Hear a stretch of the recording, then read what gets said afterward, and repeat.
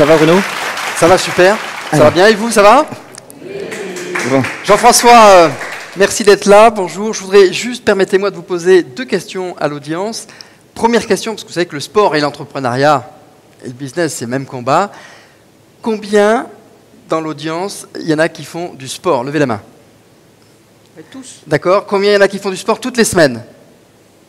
Oui, pas mal. Combien il y en a qui ont créé leur entreprise ou qui veulent la créer? Pas mal aussi. 80% à peu près. Entreprise dans le sport ou entreprise tout court? Qui veulent créer son entreprise. Peu importe quel que soit le domaine. En tout cas, donc là, on a 100% de public sportif qui pratique du sport quasiment au moins une fois par semaine et 80% des dirigeants ou qui veulent être dirigeants. Alors justement, par rapport à la chronique sur la stratégie, on a parlé de la Fédération française de tennis. Aujourd'hui, qu'est-ce qu'on constate? C'est que certes, la stratégie s'appuie sur des valeurs, une vision. Les valeurs sont, je pense, les valeurs du sport sont assez communes dans tous les sports. On retrouve évidemment l'exemplarité, le dépassement, l'excellence ou l'innovation, mais également le respect des règles, le respect de l'arbitre, le respect du joueur, de soi-même, de l'adversaire, le respect du public. Mais avant tout, dans la stratégie, aujourd'hui, ce que l'on constate sur le nombre de licenciés dans le tennis, je crois qu'il y a eu un léger tassement ces dernières années, avec un petit redressement de quelques pourcents, je ne sais pas si c'est lié aussi à votre venue, mais en tout cas, il y a une progression, je crois, de 1, 2, 3%, c'est ça, et on atteint l'ordre de grandeur, c'est le million de licenciés en France. Ce que vous venez de dire est exact. La fédération a perdu un certain nombre de licenciés ces dernières années. Et puis, cette année, elle a commencé à regagner des licenciés. Et puis, il y a eu la crise du Covid, et donc cette période d'inactivité des clubs et l'effet que ça peut avoir sur la prise de licence. Et donc, pour la première fois, malgré, depuis quelques années, le Covid, le nombre de licenciés s'est stabilisé. Alors, de quoi s'agit-il en réalité? Qu'est-ce qui a été fait par le président de la fédération, Bernard Iudicelli? C'est comment est-ce qu'on adapte l'offre sportive aux évolutions des modes de vie. Et la réflexion, elle a porté notamment sur la pratique compétitive. Traditionnellement, le tennis français était connu pour la qualité de l'organisation de ses tournois, la rigueur de son classement, et donc il y avait des tournois avec des dates fixes, avec un juge arbitre, avec des tranches horaires, et puis si on n'était pas là un quart d'heure ou 20 minutes au moment où le match devait commencer, WO n'était scratché. Bon, le concept qui a été inventé, c'est les matchs libres. Voilà.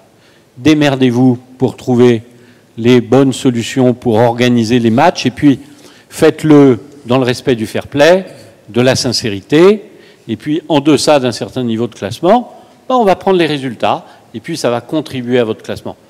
Donc, vous vous débrouillez. Bien.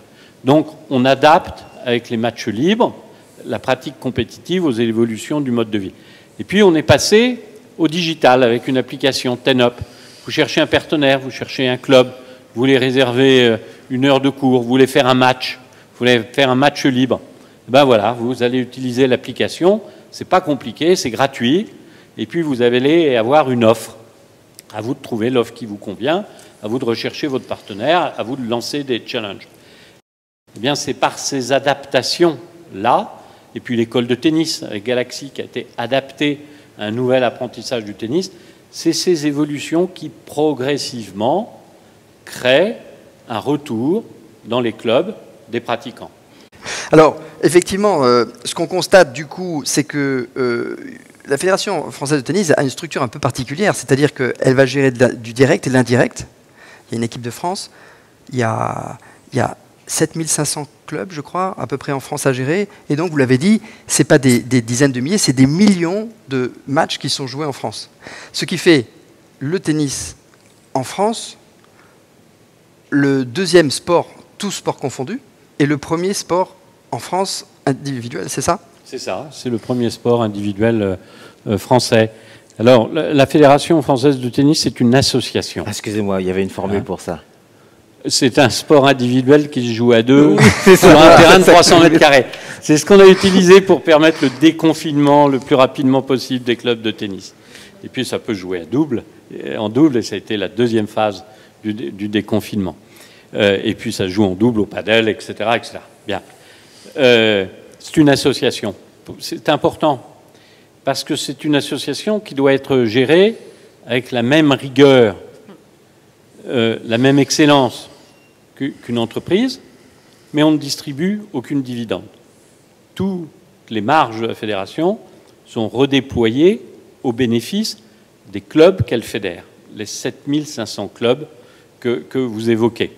Et quand on parle de Roland-Garros, quand on parle du Rolex, ce sont des tournois, les deux plus gros tournois, l'un des 4 tournois du Grand Chelem et puis un Master 1000, ils sont totalement intégrés à la Fédération française de tennis. Ils n'existent pas distinctement de la fédération. Il n'y a pas de structure juridique qui s'appellerait Roland-Garros. Et donc, l'ensemble des collaboratrices et collaborateurs de la fédération travaillent aux missions fédérales. Vous avez évoqué le haut niveau, le développement du tennis en général, et puis l'événementiel, du tennis, du paddle, du beach tennis, de la courte paume, ne jamais oublier, c'est la naissance du tennis. Et donc, l'ensemble de l'organisation s'occupe de ces missions traditionnelles, mais aussi de cette dimension événementielle incroyable qu'est Roland-Garros. Voilà. Roland-Garros, c'est un chiffre d'affaires de plusieurs centaines de millions d'euros. C'est un chiffre d'affaires très important. Tous les chiffres. Eh bien, toutes ces marches sont redéployées. C'est pour ça que c'est une association en faveur du développement du tennis dans des structures associatives. On parlait de stratégie et d'influence avec les jeunes, puisque je crois qu'il y a la moitié de licenciés qui ont 18 ans et moins et la moitié qui ont plus de 18 ans.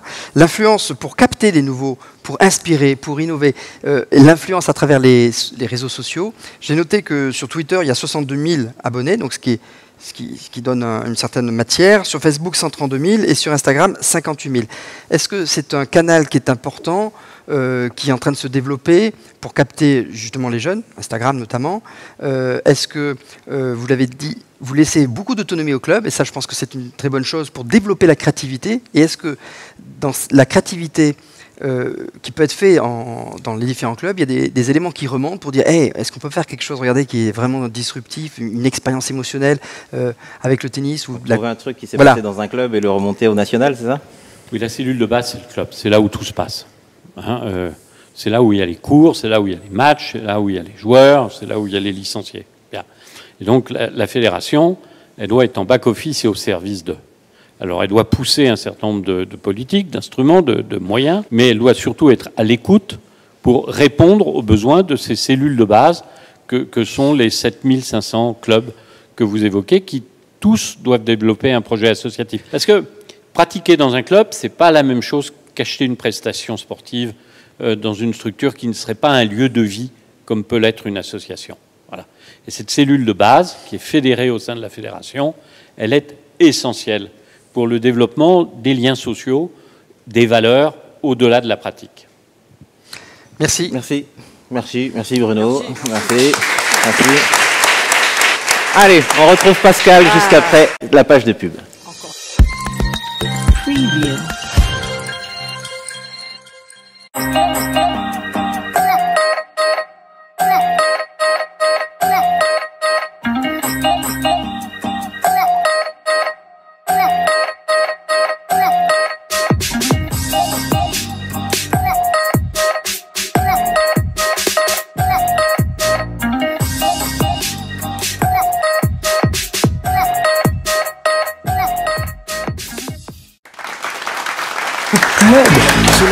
Pascal, Oui. ça va? Tout va bien? Ah bah, tout va bien, j'étais vraiment impatiente de poser mes questions. Oui. Jean-François, ça va? Ça va bien? Super, tu t'es levé et tu as décidé de venir nous voir ce soir? Voilà. Génial. Alors moi j'avais quelques questions. C'est vrai qu'il n'y avait pas grand-chose. Ah, il n'y avait pas grand-chose, hein, c'est vrai. Hein.